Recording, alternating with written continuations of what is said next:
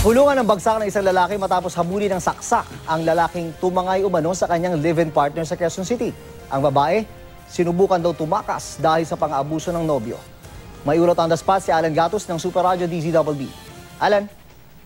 June, arestado ang isang lalaki patapos na habulin ng saksak sa Araneta Bus Terminal ang isa pang lalaking hindi umano'y tumangay sa kanyang kinakasama. Kinilala ang suspect na si Ryan Vicencio na kayo nasa kustudiya ng Station 7 ng Quezon City Police District.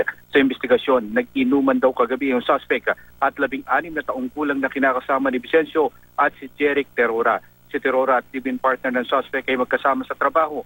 Matapos na malasing ang suspect, isinama na raw ni Terora ang kinakasama ng suspect sa Araneta Bus Terminal kaninang madaling araw para dalhin ng Ormoc, Leyte at ilayo sa suspect. Nagsusumbong daw kay Terora ang babae na parati daw siyang sinasaktan ng kanyang kinakasama.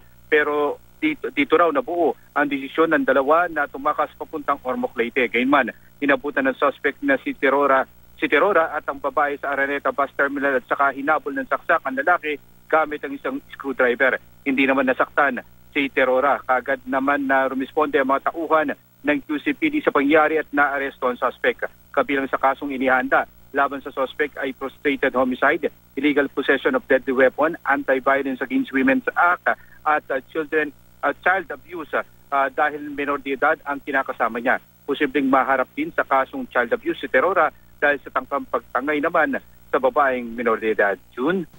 Maraming salamat, Alan Gatos ng Super Radio DZBB.